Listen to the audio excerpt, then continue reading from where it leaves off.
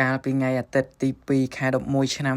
2025គឺជាថ្ងៃជោគថ្ងៃជ័យថ្ងៃសិរីមង្គលរបស់ពួកម៉ាក់ហើយថ្ងៃហ្នឹងគ្នាពិតជាសប្បាយចិត្តហើយរំភើបខ្លាំងមែនទែនដែលឃើញពួកម៉ាក់បានជួបមនុស្សល្អកាន់ដៃបន្តដំណើរទៅមុខជាមួយគ្នាហើយថ្ងៃហ្នឹងហើយគឺជាថ្ងៃដែលមនុស្សស្រីគ្រប់រូបប្រាថ្នាចង់បានហើយមិនមែនតែមនុស្សស្រីទេដែលគាត់ចង់បានចង់មានថ្ងៃហ្នឹងសូម្បីតែមនុស្សប្រុសគ្រប់រូបក៏ប្រាថ្នាចង់បានចង់មានថ្ងៃហ្នឹងដែរសូម្បីតែខ្ញុំក៏ខ្ញុំចង់មានថ្ងៃហ្នឹងដែរណាតែគ្រាន់តែឥឡូវអត់ទាន់ដឹងថាកូនកំមុំនៅណា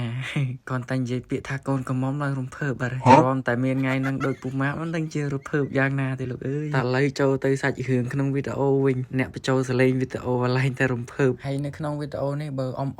បងពូមីងខ្លះដែលគាត់អត់ដឹងគាត់ប្រហែលជាឆ្ងល់ហើយត្រូវអត់ថាអ្មេចបានអត់មានឃើញចាស់ទាំងសងខាងអញ្ចឹងដោយសារតែពួកគាត់នៅធ្វើការនៅក្នុងប្រទេសកូរ៉េទាំងពីរនាក់អញ្ចឹងហើយអត់បានចោះទៅខ្មែរទៅធ្វើនៅខ្មែរទេប៉ុន្តែចាស់ទាំងសងខាងគាត់បានពេញមុខមាត់ឲ្យកូននៅខ្មែរនោះហើយអញ្ចឹងហើយគាត់គ្រាន់តែឲ្យកូនបំពាក់អញ្ជៀនឲ្យគ្នាទៅវិញទៅមកដោយខលវីដេអូតាមទូរស័ព្ទអញ្ចឹងណាហើយកន្លែងនេះកូនកន្លោះគេថាគេចុកជើងណាទៅអង្គុយបានតិចសោះហ្នឹងហើយដោយសារតែអ្នកបញ្ចូលសលេងអត់ធ្លាប់មានបទពិសោធន៍អត់ដឹងច្បាស់អញ្ចឹងហើយរាល់ពាក្យពេចន៍សម្ដីខុសឆ្គងត្រង់កន្លែងណាក៏សូមខន្តីអភ័យទោសកុំប្រកែកប្រកាន់ខ្ញុំអីហើយនៅtrongវីដេអូសុំនិយាយតិចចុះនិយាយវាថាកូនប្រុសកូនស្រីគេនឹងឌឺដងអ្នកថតសាហាវដោយសារតែអ្នកថតបេះដូងនៅកព្រារងាយឯកាតឯងអត់តមានអ្នកស្អុំអញ្ចឹងហើយនិយាយវាថាស្វីតឌឺដងដាក់អ្នកថតសាហាវតែមិនអីទេតឲ្យមុនចុះហើយមើលតែមុខគេទៅរៀងឆេងដែរហ្នឹងហើយនេះគឺជាវីដេអូនៅពេលយប់ដែលម្ចាស់កម្មវិធីហៅទៅហូបអីជុំគ្នាហាងខ្មែរមកកន្លែងនៅក្នុងទឹកដីមីរាំងយប់ថ្ងៃហ្នឹងនិយាយវាថាសបាយ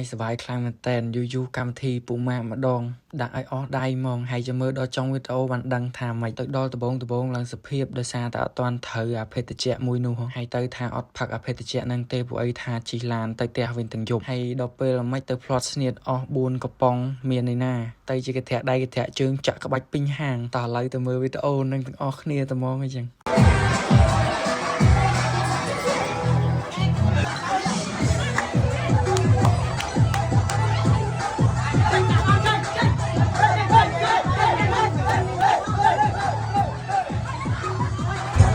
ថ្ងៃហ្នឹងនិយាយវាថាសបាយនោះសបាយដោយសារយូរមានម្ដងដាក់មកអស់ដៃត្មងហើយបន្ទាប់ពីចប់កម្មវិធីនាំគ្នាទៅហៅកន្លែងសម្ភារហើយនៅចុងវីដេអូសុំនិយាយបន្តិចពេលដែលចិត្តបញ្ចប់កម្មវិធីណាដោយឃើញថាបងដែលគាត់ទៅហូបអីនៅហាងខ្មែរហ្នឹងគាត់ទៅផ្ទះចិត្តអស់ហើយយ៉ាងហ្នឹងក៏មើលទៅឃើញនៅសល់ដូចតែជាគ្នាឯងទៅក៏នាំគ្នាទៅរំនៅមុខទូត្មងទៅហើយភ្ញៀវទាំងអស់ដែលសារតែសបាយពេកក៏នាំគ្នាចាក់ក្បាច់មកអស់ដៃត្មងទៅហើយថ្ងៃហ្នឹងបើសិនជារស់ដែលមានកាយវិការណាលើសលួសអីក៏សូមខន្តីអភ័យទោសផងបងដោយសារតែយូរកម្មវិធីពួកម៉ាក់ម្ដងក៏ដាក់មកអស់ដៃសបាយត្មងទៅហើយវីដេអូក៏មានតែប៉ុណ្្នឹងដែរអរគុណច្រើនបាយ